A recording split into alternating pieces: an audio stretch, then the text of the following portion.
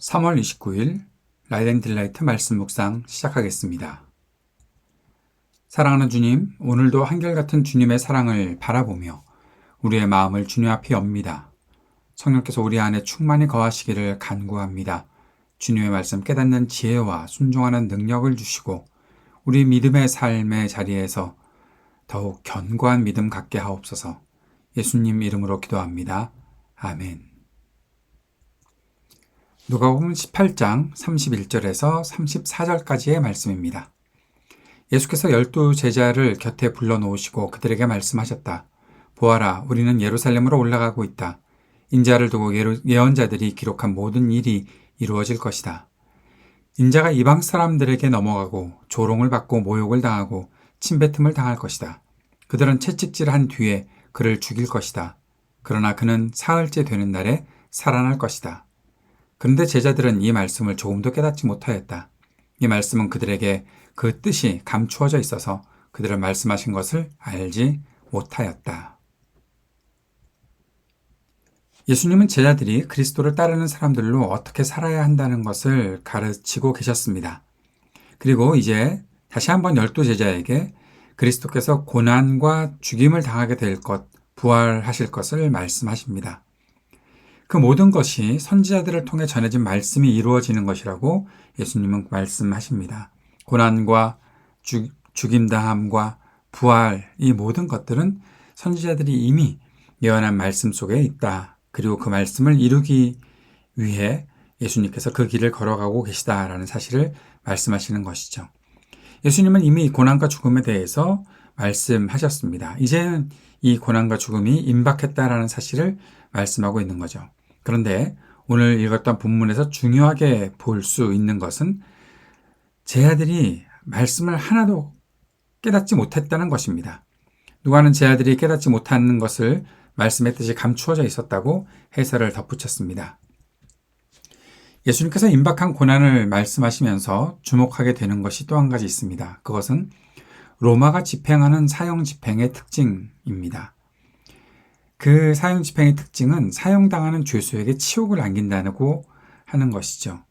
침뱉음을 당하고 또 온갖 수치와 모욕을 당하는 것. 이제 그것이 예수님께 다가오는 고난 가운데 있는 것입니다. 그러나 그 모든 수치와 모욕을 당하는 경우에서도 그 치욕스러운 상황에서도 예수님께서는 끝까지 그 길을 걸어가실 것입니다. 예수님은 자신이 당하는 고난과 부활을 통해 구원을 이루실 것이 확실하고 또 그 일을 반드시 이루실 것이다 라고 말씀하고 있는 것이죠. 그러면서 이 고난과 부활이 수치를 당하고 치욕을 당했던 사람의 그 모든 신분들을 역전시켜 영광스러운 하나님의 영광을 나타내 보이겠다라는 말씀이 이 부활 속에 숨겨져 있는 것입니다. 예수님의 제자들이 듣고 있는 이 고난과 부활의 예고는 사실 제자의 길이 어떤 과정과 결과를 가져오는지 명확하게 알게 하는 부분입니다. 그래서 예수님께서는 제자들에게 자신의 고난과 죽음, 부활을 말씀하시는 것이죠. 하나님 나라의 복음에 헌신된 삶을 살면서 그리스도를 따르는 사람들, 그들은 수많은 사람들로부터 수치를 당하는 길을 걷게 되지만 그러나 모든 고난을 통과한 후에는 영광스러운 그 영원한 생명을 누리게 된다. 예수님은 말씀하셨던 것입니다. 그러나 안타깝고 아쉬운 것은 제자들이 아직도 하나님의 계획을 알지 못한다는 것이죠. 말씀의 뜻이 감추어져 있다라고 그렇게 누가가 해석을 덧붙였지만 그 뒤에 나오는 사건, 이제 내일 우리가 묵상할 본문에 나오는 사건은 아직도 믿음의 눈이 어두운 제자들의 현실을 알려주고 있는 것이죠. 사랑하는 여러분, 우리는 그리스도를 믿고 따르는 사람들입니다. 그리스도의 길을 따를 때 우리에게도 예상하고 싶지 않고 기대하고 싶지 않은 고난이 있을 수 있습니다. 그러나 그 고난이 있더라도 때로는 수치를 당하는 것 같더라도 주님께서 약속하신 부활의 영광을 우리가 믿고 바라며 담대하게 그리고 당당하게 그 길을 걸을 수 있기를 바랍니다. 그 마음 품고 오늘도 주님 앞에 간절히 기도하며 우리의 믿음이 더욱더 견고해지는 은혜를 누릴 수 있기를 간절히 바랍니다. 말씀을 기억하며 함께 기도합시다. 주님의 고난과 부활을 바라보며 믿음의 길을 담대히 걷게 하소서. 기도드립시다. 그래서 우리 모두가 하나님 나라 복음의 일에 쓰임받으며 살게 하소서. 기도합시다. 세상의 모든 분열과 전쟁이 그치기를 위해 기도하고 아픈 이들이 치유되기를 위해 기도합시다. 우리의 삶의 터전에 희망이 있게 하시기를, 우리 청년들과 또 노인들, 소외된 이웃들에게 주님께서 긍휼을 베풀어 주시기를 위해 기도하고, 우리 교회가 주님께 쓰임받는 교회 되게 하소서. 함께 기도하는 시간 갖도록 하겠습니다.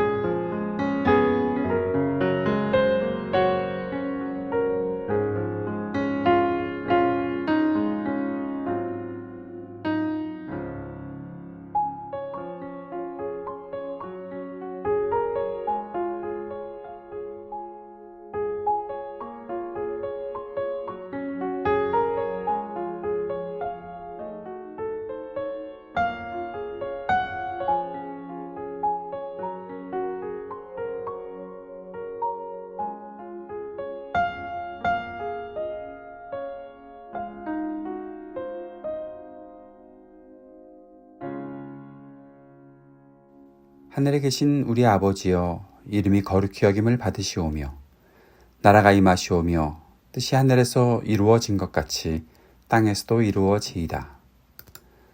오늘 우리에게 일용할 양식을 주시옵고 우리가 우리에게 죄 지은 자를 사하여 준 것 같이 우리의 죄를 사하여 주시옵고 우리를 시험에 들게 하지 마시옵고 다만 악에서 구하시옵소서.